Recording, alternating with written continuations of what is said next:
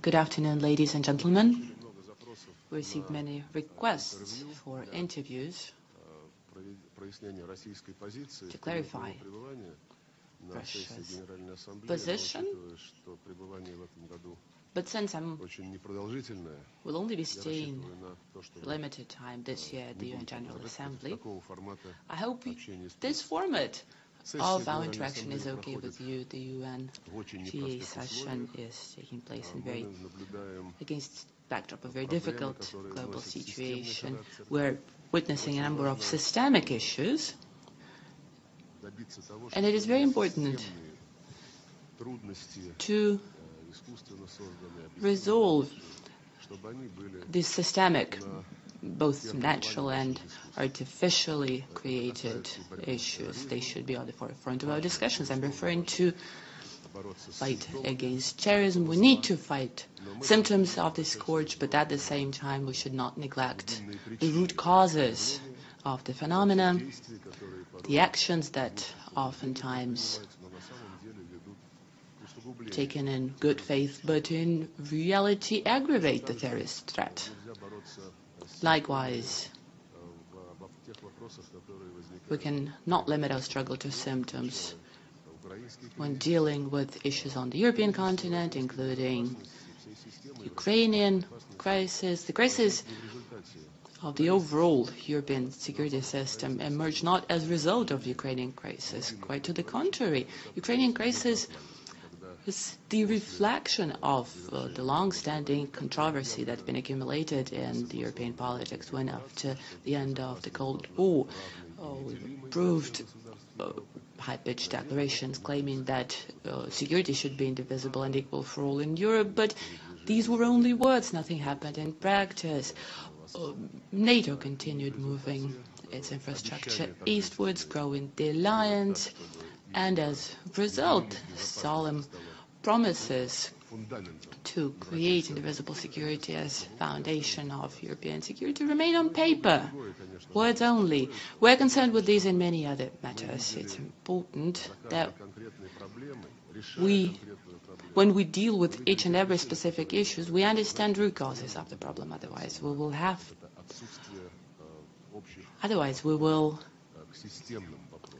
have to deal with this lack of common approaches to systemic issues that the global community is facing. We have many like-minded countries that advocate similar approach to the work of the United Nations, the General Assembly. Our proposal was well received, proposal made at the Security Council chaired by President Obama, when adopting resolutions similar to 2070-2078, we should engage, represent prominent members, all stakeholders, members of G8 Security Council and countries of the region, to engage in deep systemic analysis of root causes that led to and continue fueling international terrorism, because this is a shared threat to us all.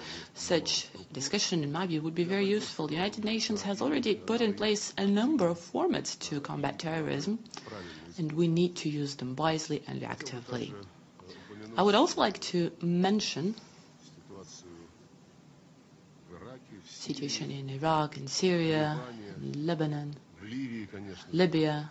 We're seeing problems multiplied in the Middle East and the north of Africa. In addition to the general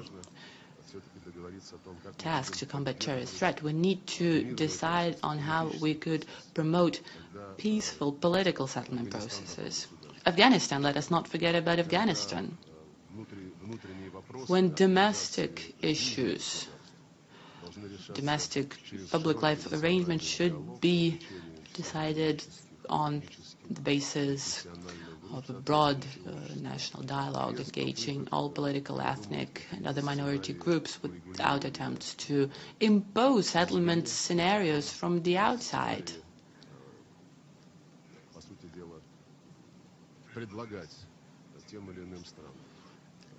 and offer these ready-made solutions to certain countries. We've seen many examples, I don't want to list them, when attempts to settle a crisis at one country's own discretion, ignoring completely the real situation within a country, failed to achieve lasting solution of existing problems. In conclusion, I can't but mention Ebola virus.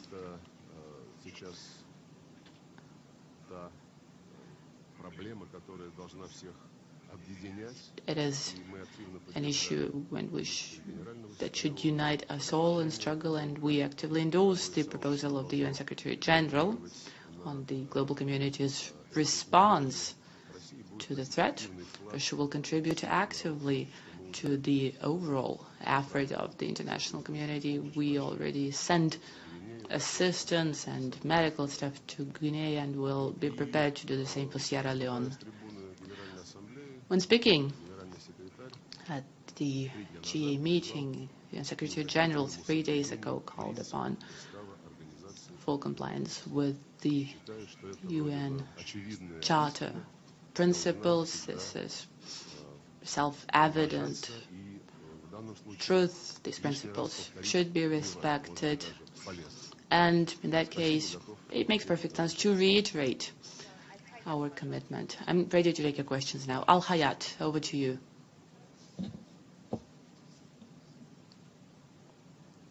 Just because of the tradition, if you don't mind, I will cease for the President of UNCA, and then I'll take the second question. Thank you very much, Maria. Thank you very much, Ragida. On behalf of the UN Correspondents Association, welcome and thank you for the briefing. I'm Pamela Falk from CBS News. My question is, what does your country feel is Russia's role in the coalition to fight ISIS, and are Syria strikes legal? And what was your President's view of President Obama's singling out Russia on Ukraine? Thank you. Что касается коалиции, то... As regards coalition, the way you formulate your question is as though we're part of it. You asked, what's the role of Russia in the coalition that is being created? We are fighting against terrorism consistently, constantly, not just when someone announces a coalition. It's not some pop-up idea for us as regards specific threat emanating from Jabhat al-Nusra, ISIL, Al-Qaeda, and other radical groups, terrorist and extremist groups. We actively support countries in the region that are facing the threat, and we've been doing so for a long time. We've been doing it consistently. That relates to supply of armaments to Iraq, Syria, Lebanon, Yemen, Egypt, and other countries of the region, and we're convinced that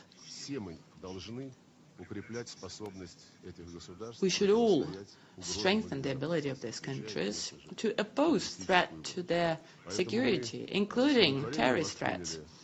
So we welcomed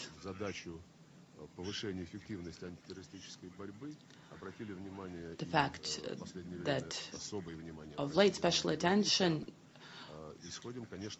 has been given to the need to combat terrorism and step up counter-terrorist effort.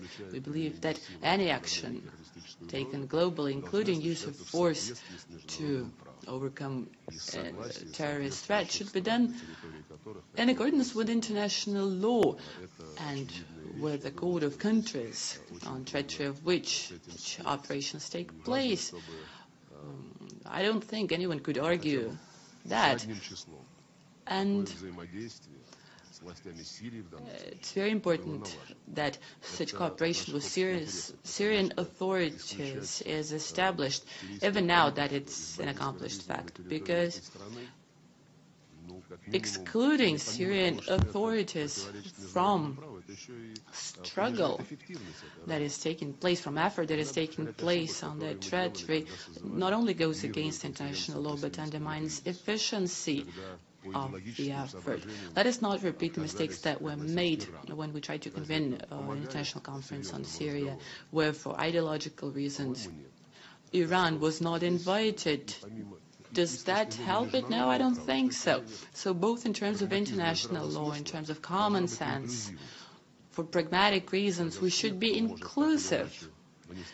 And all stakeholders that could potentially contribute to dealing with the matter should play on the same team. What about the third question?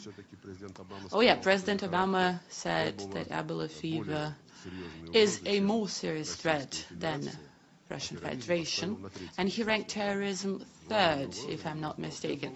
So in his ranking of major threats went Ebola, Russia's aggression, and terrorist threat. I don't think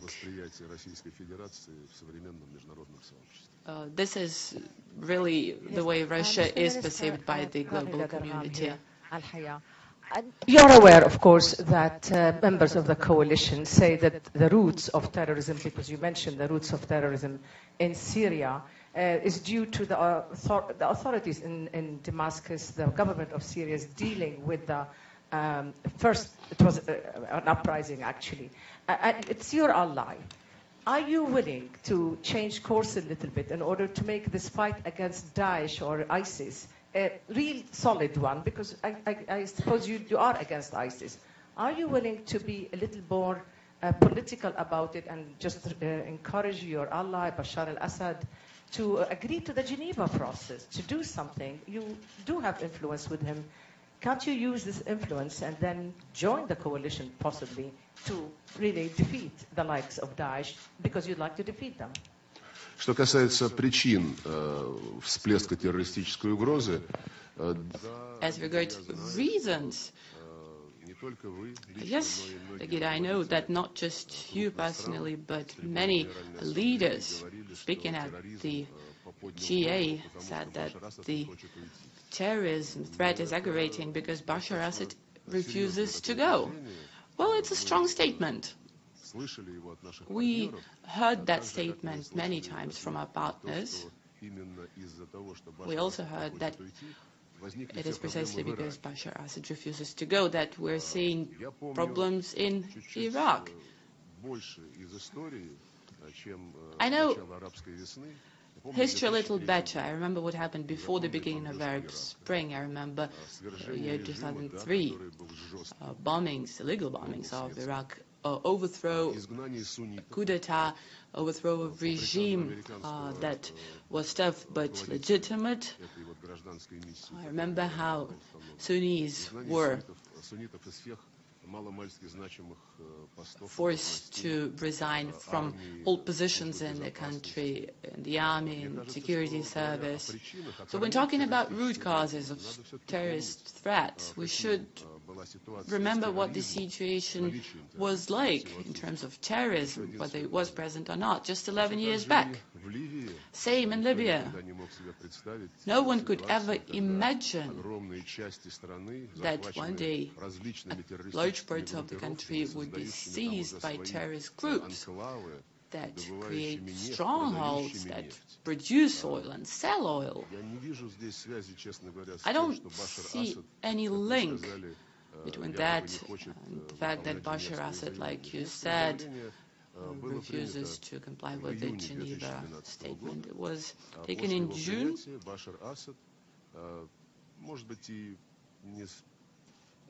Не с особым энтузиазмом, но сказал, что он готов на этой основе разговаривать.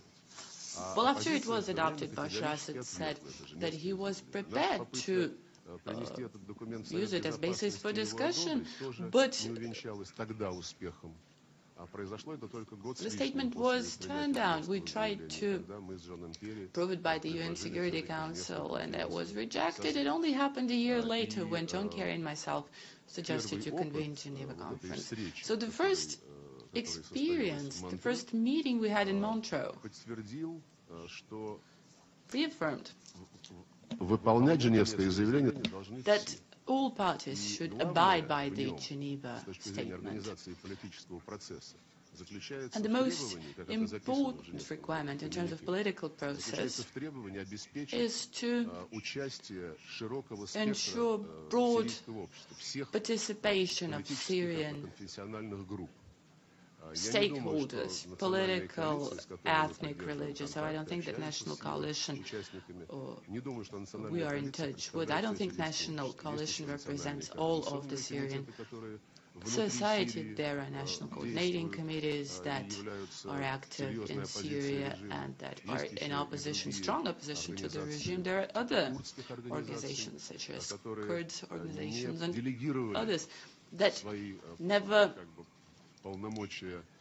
authorized National Committee to represent them. Some people are represented, but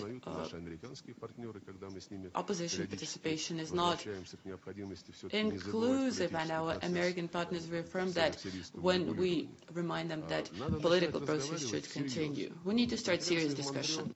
More than 50 countries were invited to Montreal conference, which slowly shifted into the format of the United Nations General Assembly, where each state declared its position. So we need to ensure the holistic approach and avoid cases when some countries take their position of principle to look better in the eyes of their electorate. We need to establish a compact group with the participation of main opposition groups, the government of Syria and the governments of the region, including Iran. All countries of the region must participate. It's not the issue of Bashar Assad. Since the inclusiveness of the opposition was not ensured, the external participants did not attend, because without Iran's participation, this process will not be meaningful. So we shouldn't blame only someone selected as a main target. A person which is to be blamed for everything. There was some previous incidents, for example, in Yugoslavia, when, for the sake of overthrowing the so-called authoritarian leader, the entire statehood was destroyed. When the force was used in Europe, from the part of one OSCE member against another OSCE members, violating all Helsinki principles. For the sake of overthrowing Saddam Hussein, the entire country was destroyed. Now efforts should be made to restore territorial integrity and manageability of the country, taking into account the interests of Shiites, Sunnis and Kurds. So I call on everyone not to be tempted by simplistic decisions, thinking that if Bashar is ousted, everything will go perfect. This is not the case. We must deal with it professionally, sparing no time, despite our sympathy and the lack of sympathy when someone doesn't want to sit at the same table of negotiation with each other. It's a problem of capital. Thank you, Mr. Lavrov. Would you please articulate and specify how is Russia participating in the fight against terrorism? I should say my name is Ali Barada. I belong to France 24 and An-Nahar newspaper in Lebanon. Can you please tell us how is Russia participating in this fight against terrorism in Iraq, in Syria, and in Lebanon? Be specific, if you please. Thank you. Я уже сказал, что мы I already said that we are assisting these countries in ensuring their security by supplying necessary military weapons and equipment.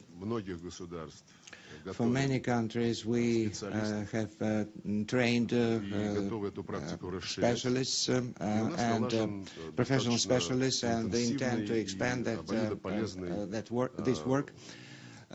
We've acquired sufficient experience. We established contacts through special services, but for the well-known reasons, I will not dwell in detail on that. The counter-terror activities include also the channels of special services and intelligence. And I can reassure you that everything works perfect in this regard. Thank you, Mr. Minister. Welcome back. Evelyn Leopold. On Ukraine, how do you see this ending? I mean, how do you see the future of it? The government has offered autonomy. The separatists say that's not enough. Do you see a Moldova type of situation of something sliced off on the east part of Ukraine, but really not part of Ukraine? Эвелин, я бы предложил не ориентироваться на то, что говорят стороны переговоров. Еще совсем недавно они говорили, что они вообще вместе за одним столом не будут находиться, потому что правительство называло представителей Донецка и Луганска террористами. I will not comment on what the parties say at the tables of negotiation. They said that they have nothing to exchange between the terrorists, and despite all those extreme positions, which are expressed in light of the public opinion, the parties were able to meet in Minsk, both the representative of President Poroshenko and the leaders of self-declared republics of Donetsk and Lugansk, with the support of Russia and OSCE. They were able to consolidate two documents, such as a roadmap, as a framework document, and the second document was a memorandum signed on the 19th of September, which emphasizes specific steps to be made to ensure long-term ceasefire, separation of fighting forces, removal of equipment, deployment of OSCE observers, etc. Everything which I said it has been already implemented in practical terms. Within the Minsk procedure, the parties agreed to apply the same provisions to the protocol signed on the 25th of September. No one rejects this, and whatever is declared in Kyiv or Donetsk or Lugansk, they are consolidating their positions, and everything which depends on continuation of such negotiations and their success will be done by the Russian side. Thank you very much. Minister, President Putin is threatening, according to the Financial Times, appropriate and immediate retaliatory measures against Ukraine if the pact with the European Union is not renegotiated or reopened, as it put it. What are those measures that you're considering? And the other part of my question is, does Russia consider the current government in Kiev to be a legitimate government? Мы ведем разговоры с избранным президентом. We maintain negotiations with a legitimately elected president of Ukraine, Petro Poroshenko. We maintain regular contacts at the level of ministers of economy, trade, energy, and other agencies. So there's no lack in channels of communication among the two sides. I don't know what the Financial Times published, but no retaliation measures against Ukraine or no measures to subvert or undermine the Ukrainian economy have not been intended nor declared, and there's no intent to apply such measures. Let me emphasize that then Ukraine was preparing to sign the association agreement with the EU. We draw the attention of our partners in Brussels and Kyiv that Ukraine has some other commitments within the Commonwealth of Independent States. That is another economic area. And the commitments on the free trade area that Ukraine was going to undertake counter the regime that Ukraine endorsed in the framework of the free trade area of the CIS countries. This is an obvious thing. And it was stated that first, excuse me, I must recall that the decision of President Yanukovych last year, in November last year, to postpone the application of the agreement with the European Union and analyze again this document was served the reason for the Maidan and the overthrow of government. Now they say that he disrespected the European norms. The reason was not the decision to annul or cancel, but to postpone the introduction of this agreement. Someone was intending to ensure the full success of the summit between Ukraine and EU. But what led to a total collapse of the entire country, making someone an hostage of one's own ambitions, declaring throughout the world that we were successful in ensuring the accession of Ukraine to the European Union, is irresponsible. We recall the proposal to hold special consultations between EU and Russia and Ukraine, and to make it in such a way as to establish a sequence of specific steps allowing Ukraine to continue its operation in the free trade area of CIS, and to agree on its functions in the European Free Economic Zone.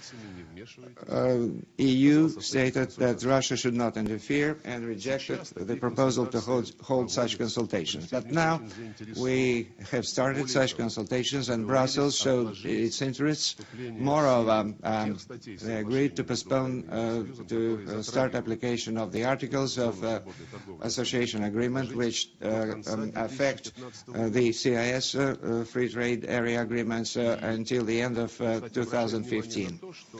Let me also draw your attention to the fact that Yanukovych was overthrown because he decided to postpone the signing of the document. Poroshenko signed it. Ukraine has ratified it, but the application of the very same articles that raise concern of Russia were postponed to 1 year in time. That was done to find the way out and harmonize the positions and the interests of all participants of this process. That means that we turn back to the situation which started the overthrow, actually.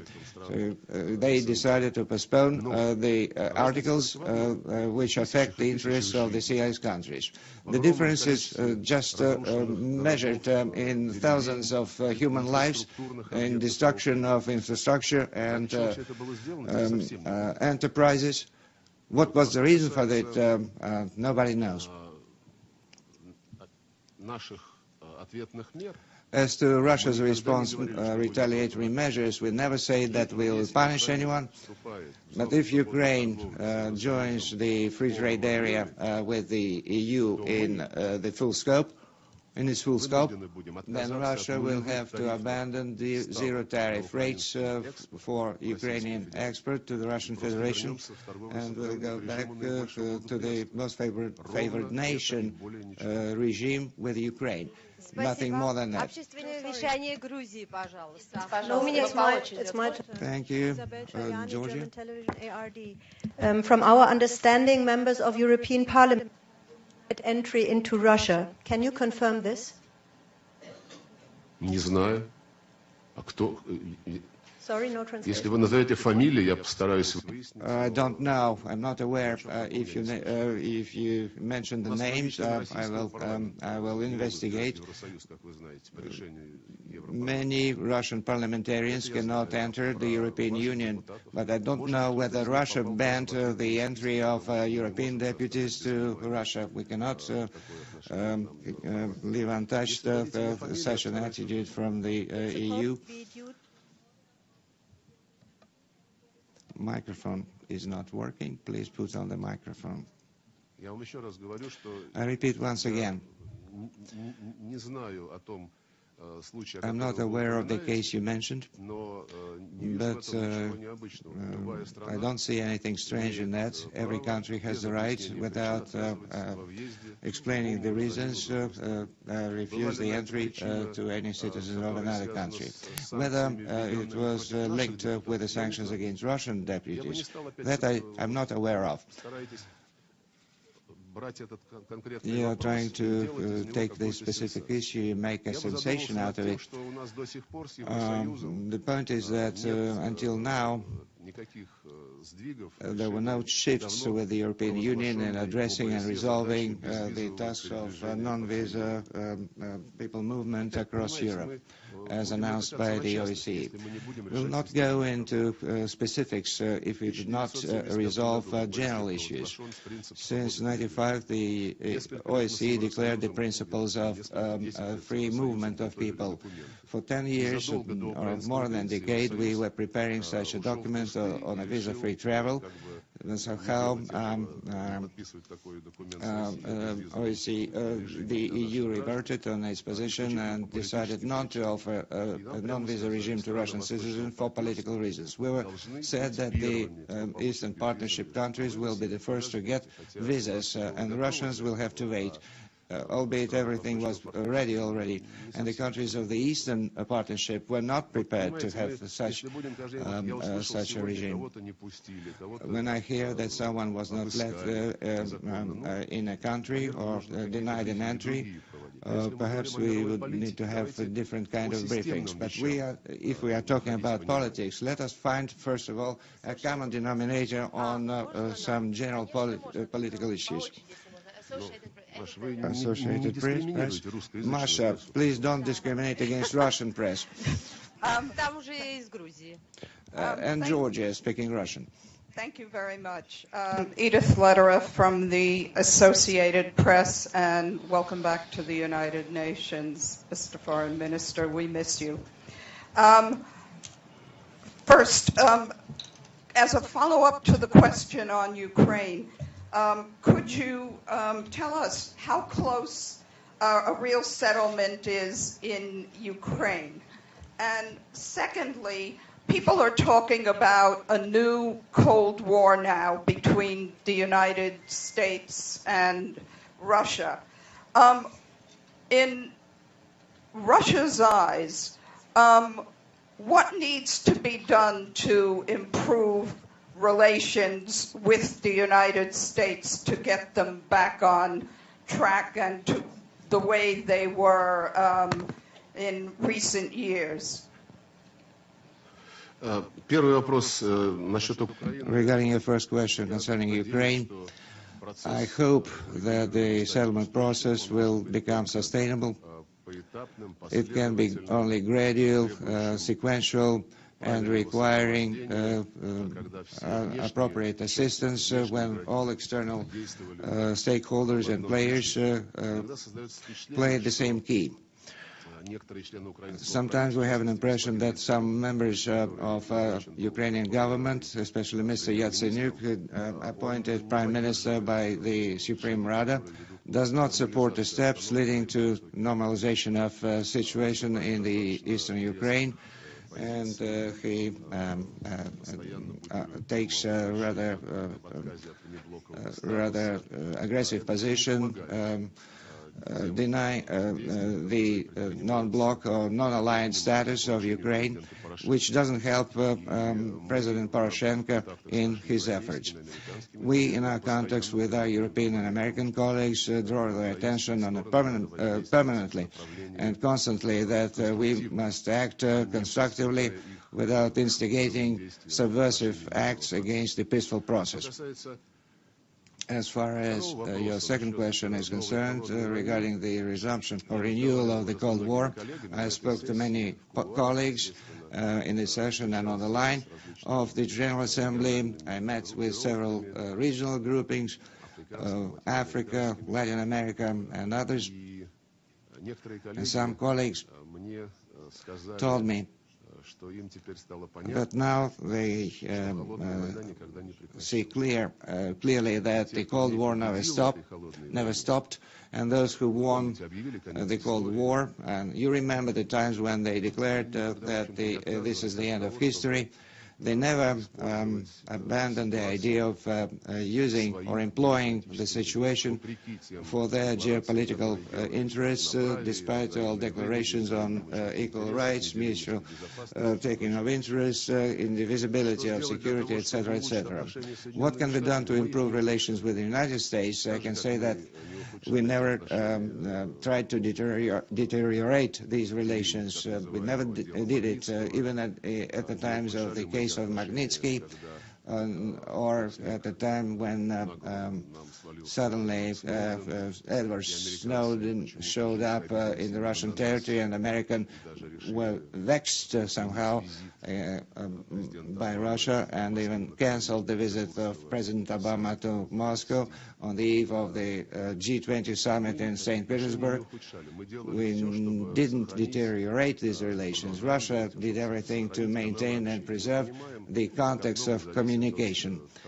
Much depends on actually on what atmosphere exists in the relations, does exist in the relations between Moscow and Washington. But there is a commission of Minister of Foreign Affairs of Russia and Secretary of State of U.S., which comprised 20 several different bodies, was annulled, not for our, not because of us. First of all, they cancelled one group on international. They started with civil society group, then continued on with drugs and terrorist groups. So there are practical aspects, and Americans are ready to give up on practical cooperation in order to punish us. In that case, we don't really see the real need to take steps. We're prepared to work on the basis of equality, to work fairly. They tell us, let us agree on a set of criteria you'll comply with, and then we'll be lifting sanctions gradually. This doesn't sound serious to me, and I'm surprised that people that have track record in diplomacy can think of any such proposals.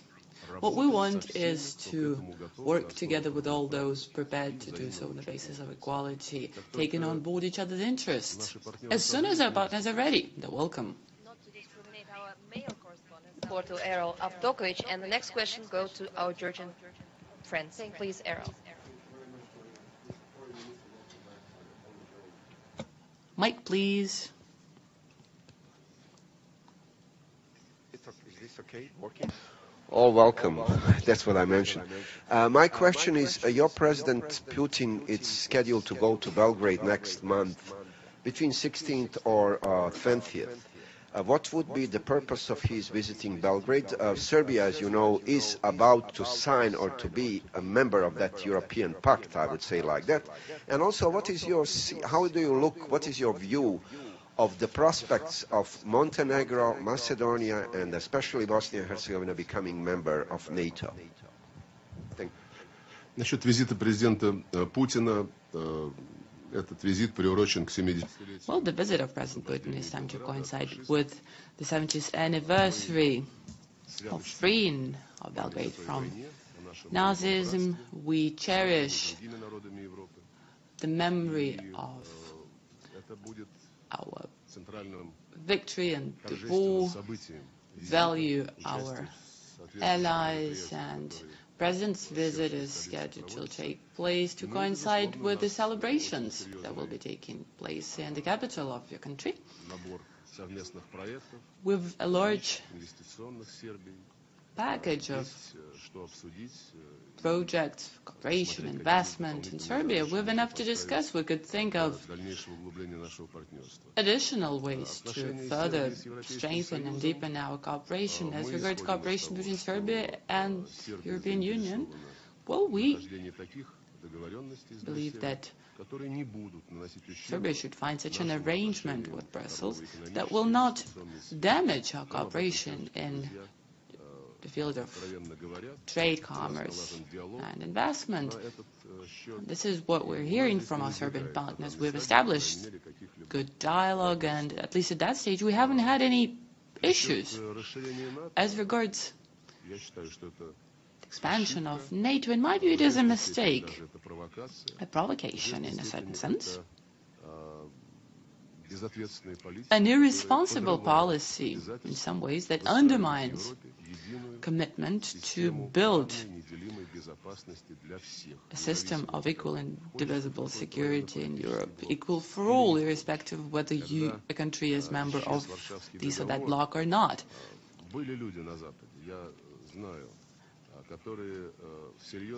After the Warsaw Pact ceased to exist, there were some radical voices in Europe that suggested, if not to dissolve NATO, and at least to shift the responsibility for upholding security in Europe to the OSCE. Then the situation would be completely different. The structure would be completely different because all would be equal partners of legally binding arrangements dealing with security. But a different path was chosen, promises to limit the spread of NATO or not to deploy military infrastructure in new members were ignored, and this is one of the big problems of today, alongside with our inability to collectively analyze systemic problems that are present today. The international community seems to be inclined to focus on certain symptoms. Georgian TV, I'll continue the NATO topic. What do you think about possibility of Georgia becoming NATO member? Mike, please. Mike, please. Mike, please. Mike, please.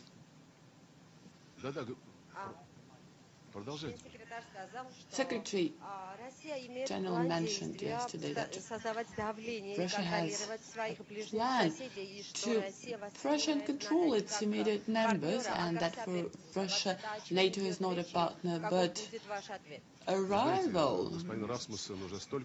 Well, how would you respond to that? Well, Mr. Rasmussen made so many statements after it was announced that he is stepping down that I can no longer keep track of his statements. And when he says, he speaks not as a bureaucrat who runs NATO Secretariat, but rather as a prominent politician. So there's nothing I could add. As regards NATO expansion in general, well, I made my position very clear when responding to the previous question. I think it's a big mistake and failure to honor commitments that were made early 90s and later. Commerçant newspaper. France yesterday mentioned to limit the veto rate of the UN Security Council permanent members, saying that otherwise the body will be, would Russia be ready to give up its privileges to make Security Council operational? And second question, what would Russia's reaction be in case a U.S. operation in Syria and Iraq moves to its land phase? As regards veto rate, well, we're prepared to discuss it, but the debate will unlikely bring any result because the veto rate is enshrined in the charter of the organization. Changing the UN charter is, in my view, impossible for a number of reasons, not just because it's Russia's position. And second, if we imagine in theory that we start some sort of a debate or some search of a solution in line with this French proposal, it is unthinkable how that could work in practice. How do we put it on paper? Countries should voluntarily give up veto right in situations where international humanitarian law is violated, crimes against humanity, military crimes happen throughout the world. Who will decide on the level of sufferings of people? Who will measure the level of sufferings and draw the threshold where you abandon the veto right? What, is it one person, 100 people, 1,000 people? You remember this quote, one death is a tragedy, 100 deaths is statistics. So I cannot see that happening, whatever the motives for which France came up with the idea. Stefano Vaccara, I'm with La Voce di New York and Radio Radicale in Rome.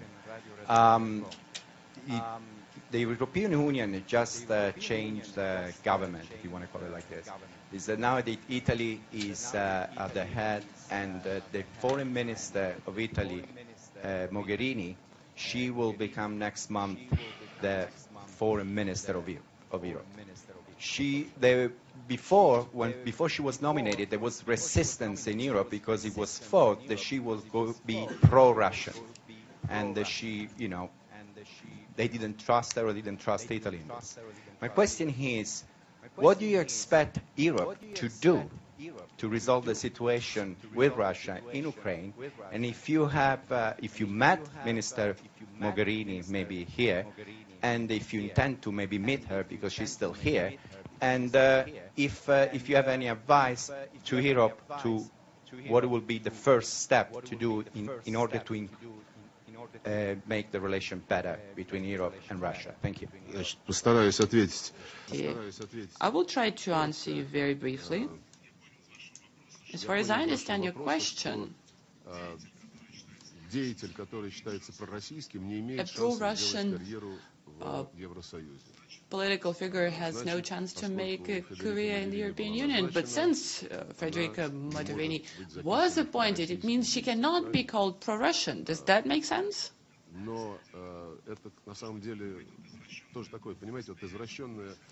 But this, again, is distorted perception of what's going on. We have many friends in Europe. Italy is one of them, just like France, Germany. There are many countries with which we enjoy good friendly relations. And blaming them, calling them pro-Russian, in my view, makes no sense. Unfortunately, it is very telling of the level of discussion in Europe and Brussels sometimes. There's no advice I could give to Federica. She is a person of great experience. She understands full well the interest of her country. At the moment, she is Minister of Foreign Affairs of Italy, and she is experienced enough to represent the interest of the European Union in general. I hope that these interests will not be substituted by interests of individuals that work in Brussels, in the headquarters of the European Union or the European Commission. That's a question that members of the European Union should deal with. Very often referred to European Union, but in reality we're dealing with the position of one European Commissioner or the European Council member. For instance, Great Britain, that raises a question. Or again, look at President Yanukovych, who postponed the signing of association agreement with the European Union, and he was overthrown, while Great Britain is thinking of changing its competences within the European Union, and that is taken with respect as something completely legitimate.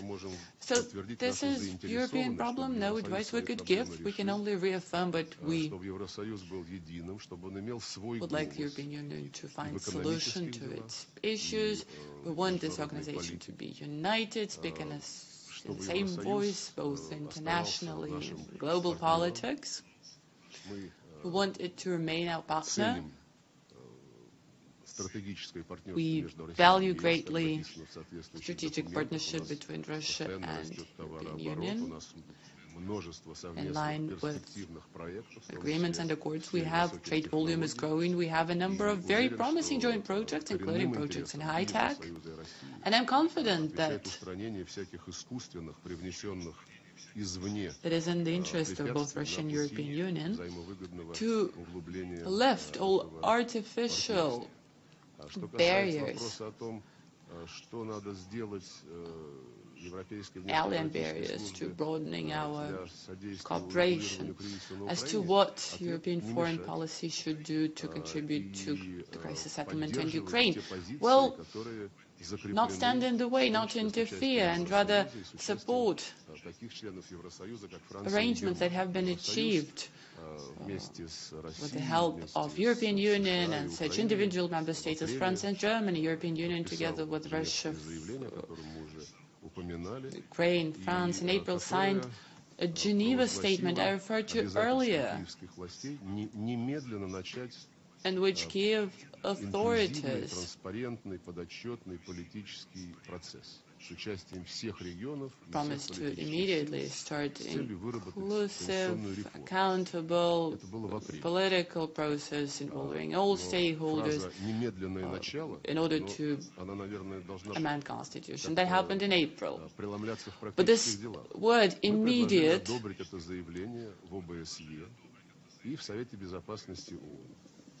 should find some practical implementation. We suggested to approve it by the UN Security Council, but our European partners refused to do so. Therefore, not standards the way is one thing, and then honor arrangements. That happened in April. We held 2 or 3 roundtable meetings, but they failed to meet the requirements of the Geneva Statement. Inclusiveness, engagement of all political stakeholders, but well, better late than never. From April to September, despite the opposition that was encouraged by some Western countries, Ukrainian stakeholders managed to come to a table of negotiations, and that resulted in Minsk arrangements everybody started to welcome. Before that, West just didn't want this dialogue to begin. They rather wanted to oppress with force those that tried to uphold the rights in the southeast of Ukraine. One more question. Inner City Press, on behalf of the Free UN Coalition for Access, thanks for the briefing. I wanted to turn it to, thanks for the briefing. I wanted to turn it to ask you about Palestine and the conflict in Gaza, and whether you think there should be a role for the Quartet in that, whether the Security Council should have acted earlier or should act now, and also if you can say anything about the progress of the P5+1 on Iran. We hear a lot from the U.S. and sometimes from the EU, but what's Russia's view of how it's going and whether it will be concluded by November? Thanks. Well, as regards Iran nuclear program talks, I remain cautiously optimistic. If we look at the drafting process of the text, we are very close to our goal, but there are sections remaining. You know, the devil that's in the detail, and these sections are the most complicated. And I have this feeling that all parties are interested in seeing productive resolution. We still have time until November 24. It's the deadline for negotiating teams, and we'll do our utmost to make sure that remaining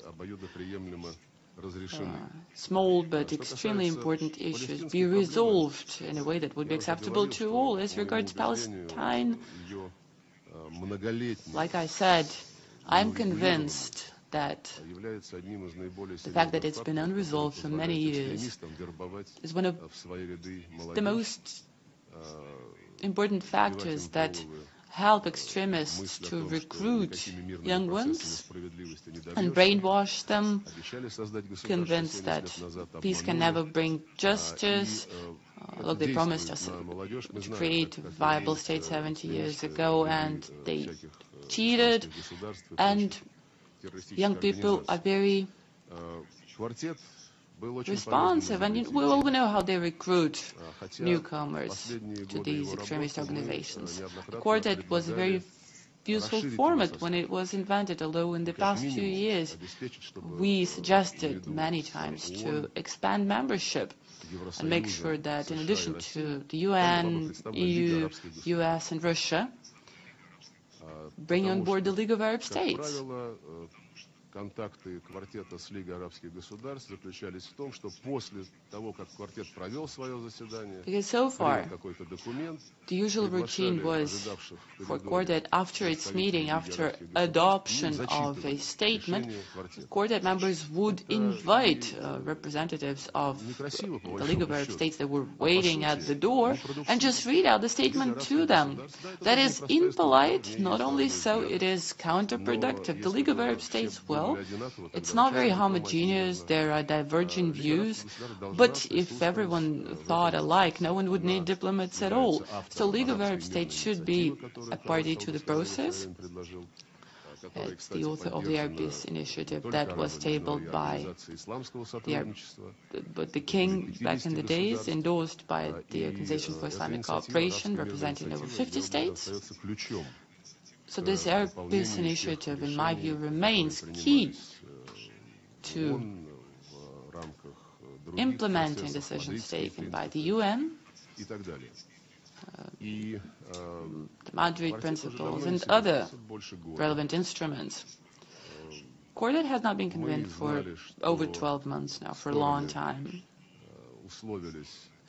We knew that parties agreed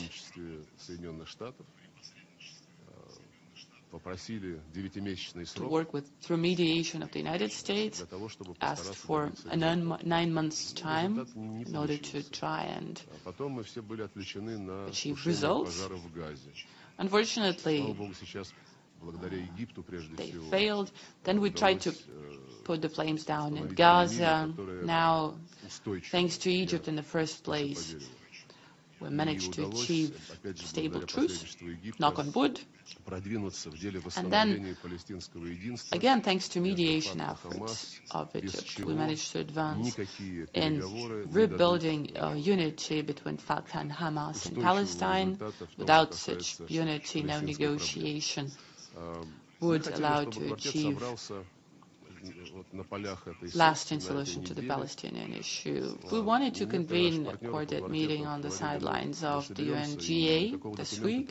Some of our quartet partners said, well, we'll meet, but we will not be able to adopt any formal paper, and this meeting will be considered a failure. In my view, this is groundless.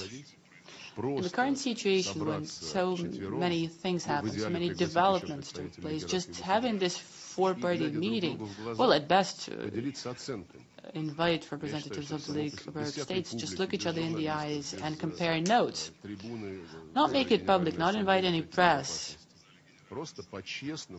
not make loud statements in the GA or Security Council, but just have a frank discussion of what happened and what could be done to try and help find a solution, way out of the stalemate. Well, they decided not to. Well, we'll continue. We'll continue working, not necessarily in the format of a quartet. If someone is not happy with the format any longer, for whatever reason, okay.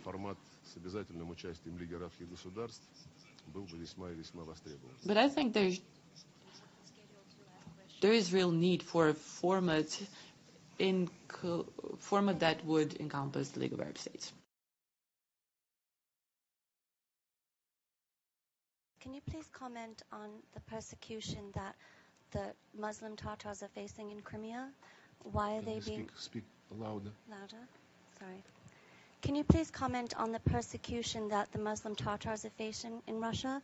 Why they are being pushed out, and are there plans underway to deport them? Could you repeat it louder, really louder?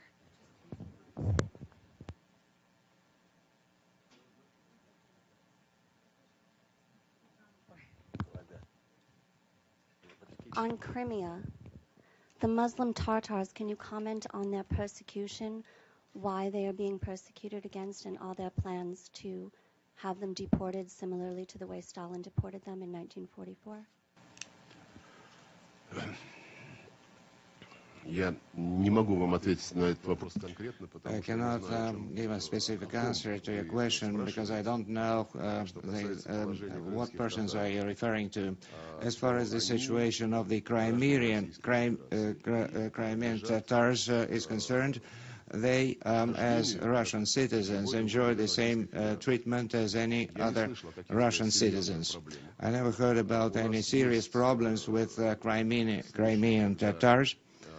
There are cases, however, when there are some indications of extremist engagement in extremist activities, and law enforcement was applied against such persons as in any part of Russian territory where we see the manifestation of extremism. No one is intending to deport anyone from Crimea, and I draw your attention to the point that after a referendum that took place in Crimea, and the prevailing majority of population in their free will expression made a decision that they took, decided as a first measure after acceding to Russia to introduce three official languages in Crimea: Ukrainian, Russian, and Tatar language, which was never the case when, after the collapse of the Soviet Union, Crimea turned out to be a territory of Ukraine. Ukraine declared an autonomy of Crimea, after which most of the privileges and rights enshrined in that constitutions were revoked by the Kiev authorities, and never over all those years the problem of illegal seizure of lands by Tatars coming from other countries was raised. The Tatars who came to Crimea simply took over the land because of the lack of housing and the lack of accommodation. The situation was quite fraught with the risk of explosion. After Crimea joined Russia, all those who took the land were received the amnesty, and we will defend the rights of Crimean Tatars and as all other peoples who live in Russia. This is our policy. Elections took place in Crimea recently to the legislative branch and the executive authorities. People who won the election are recognized by the entire population, and they are very responsible in their work. I think that Crimea will only gain after what it joined Russia.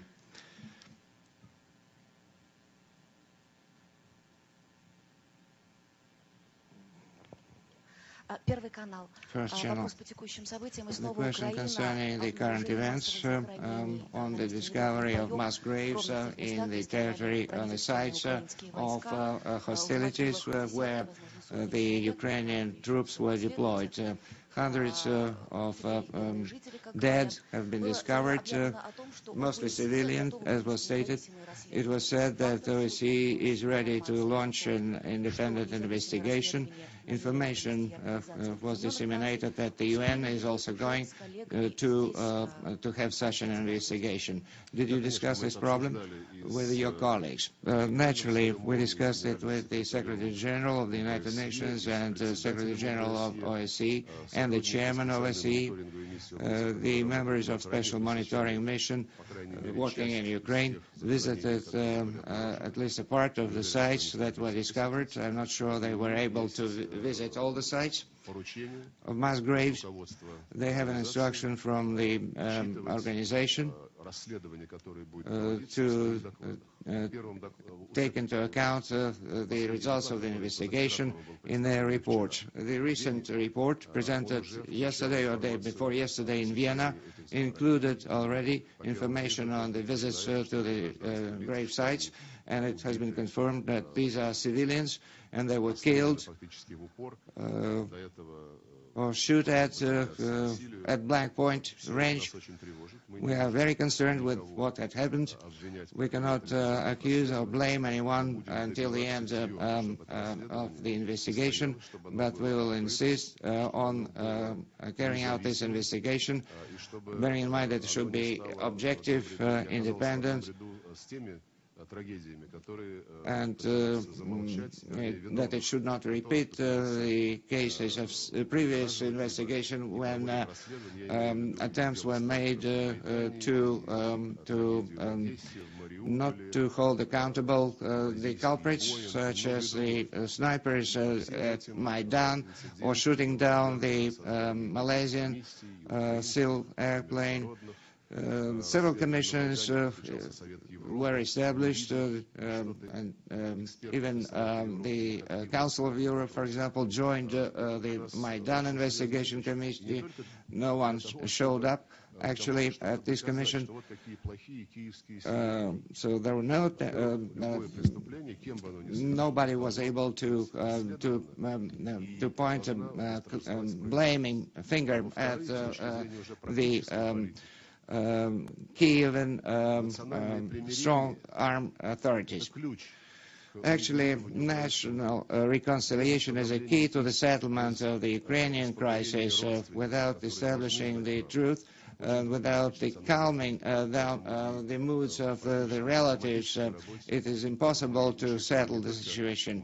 In our diplomatic work, we take into account not only the moral aspects of the strategy, but also pragmatic tasks. As we already agreed, this will be the last question. Please go ahead. Mr. Lavrov, welcome back. And as always, you are a great and honorable leader. My question has to do with the military component of the association agreement, which President Yanukovych refused to sign. I studied that, I guess it was back in October or November, and the military aspect of that agreement would be tacitly including Ukraine in NATO. There would be military arrangements where Ukraine would be required to participate in NATO actions. Now, this would, it appear to be the completion of the encirclement of Russia by NATO bases. Can you comment upon this and why? Well, it was described as a military arrangement masquerading as an economic agreement. Can you comment upon this and whether this is being addressed in the discussions between your president and President Poroshenko and the EU? Я не думаю, что в соглашении... I don't think that the association agreement between Ukraine and the EU contained provisions that would provide for Ukraine's participation in NATO. There is a military political section in that agreement which envisages the assistance of the EU to Ukraine in the area of armed forces and security forces, that the Ukraine should bring its legislation in line with the EU legislation on export control, on dual-purpose goods trade. But all that was in the context of the military context between EU and the Ukraine.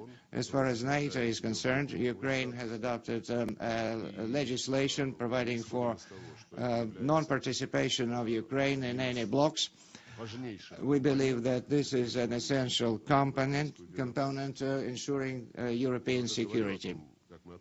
I already said how we see the expansion of NATO, which we deem as a provocation and a necessary effort which maintains the dividing lines, moving them to the east, and accompanying it with the deployment of military infrastructure on the borders of Russia. You asked about American bases. I read a joke in the internet when the map of the Russian Federation and the countries joining it are surrounded by dots or asterisks designating hundreds of American bases with a comment, Russia dared to move its territory to American bases. Will not tolerate any repetition of any arms race. When they say that the missile defense system is not against Russia, we'd like to argue that our military graduates from military academies understand the situation quite well, and they see how this is projected to Russia's capacity to ensure its own safety and security. When the NATO summit in Wales was prepared, representatives of the Baltic states and Poland actually pronounced their ideas aloud when they said that the missile defense system should ensure defense against Russia. So this mentality of Cold War doesn't leave the brains of our NATO partners somehow, but they understand perfectly well the attempts to impose the bloc status on Ukraine represents the most serious threat to the European stability. And what Mr. Yatsenyuk and other politicians in Kiev now say, demanding to change the non-bloc status of Ukraine and move along on the way of joining NATO, was done on someone's suggestion. I'm certain and know it for sure that when I talk to my colleagues from the prevailing majority of countries, including the West, the leaders of the West understand the inacceptability of such a stance from the view of establishing a common European security area. Thank you.